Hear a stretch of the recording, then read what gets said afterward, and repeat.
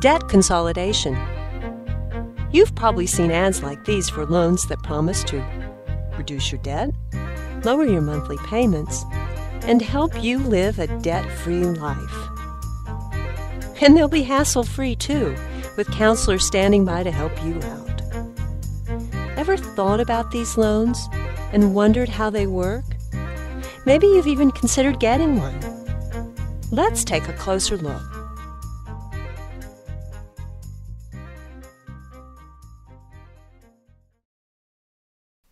Imagine that you are a consumer with a pile of debt: credit cards, overdue bills, car loans. Debt consolidation promises to take your pile of debts and consolidate it. Instead of multiple little piles, you only have one pile. Debt consolidation also promises to lower your interest rates and can give you more time to pay off your debt. The end result: just one lower monthly payment. It sounds logical, right? You win the hassle of multiple monthly payments, and you get a lower interest rate. So you wind up with less to pay each month. Unfortunately, this is a case where theory doesn't always match reality. Here's why. First, debt consolidation may promise to lower your interest rates, but consumers with a lot of debt don't usually qualify for those great low rates. Without the lower interest rates, then all you've done is take a lot of separate piles of debt and made them into one big pile of debt. And you're still paying hefty interest rates. Wait a minute. That can't be right. Debt consolidation loans promise lower monthly payments. If interest rates aren't lower, then how can monthly payments be lower? Another way to lower monthly payments is to simply stretch out repayment over time. In some cases, a lot of time. In other words, you pay less each month, but you keep paying and paying and paying.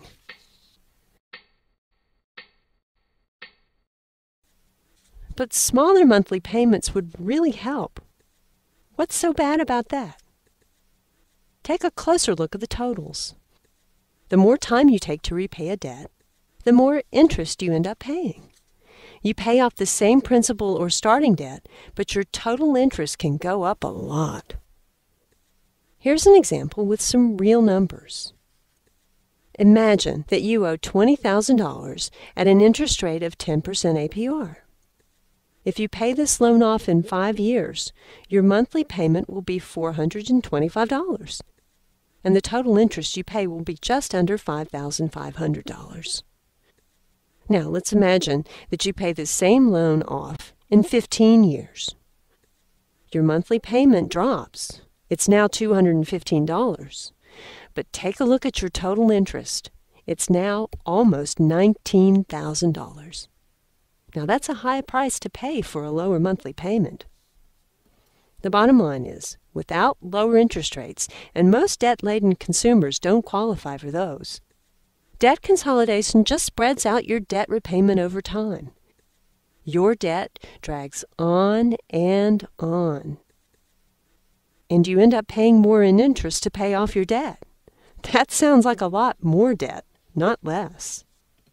By the way, that's why debt consolidation companies spend all their time bragging about lower monthly payments. They'd rather not talk about the rest. But that's not all. There are still a few more traps to watch out for when it comes to debt consolidation. First, consolidators will sometimes convince you to take out a little more just in case when you consolidate your loans.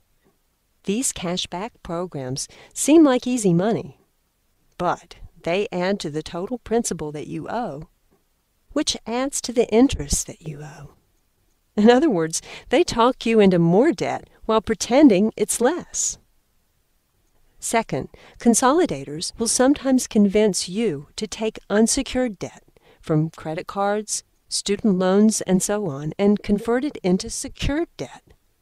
And the most frequently used security is your house if you own one. So now, if you don't keep up with your monthly payments, you can lose your house.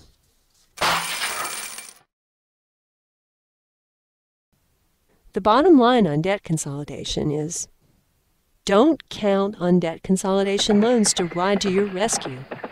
When it comes to debt, these loans are not the solution. The best way to manage your debt is to make a financial plan and stick to it. Some consumers are surprised to learn the reality of debt consolidation and wonder whether these lending practices are legal. While it's true, there are shady lenders who are deceiving consumers and engaging in illegal practices. Lenders aren't necessarily breaking the law when they sell you a consolidation loan. Let's take a closer look at the lenders with a very short true-false quiz. Are you ready?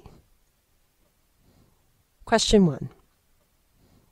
Lenders are obligated to offer me the best interest rate for which I qualify. True or false? False. Lenders are not obligated to offer you the best terms available.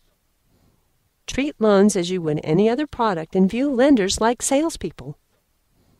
After all, the lender is trying to sell you a loan. Question 2.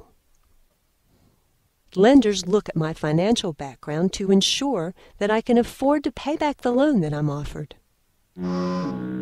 False.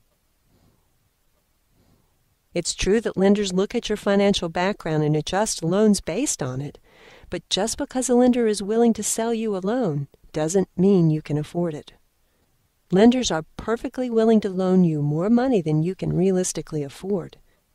They know overextended consumers will probably forego vacations, retirement savings, and even essentials rather than default on their loans.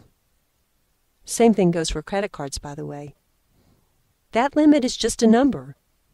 It's not a signal that you can afford to spend that amount each month. And the same thing goes for mortgages.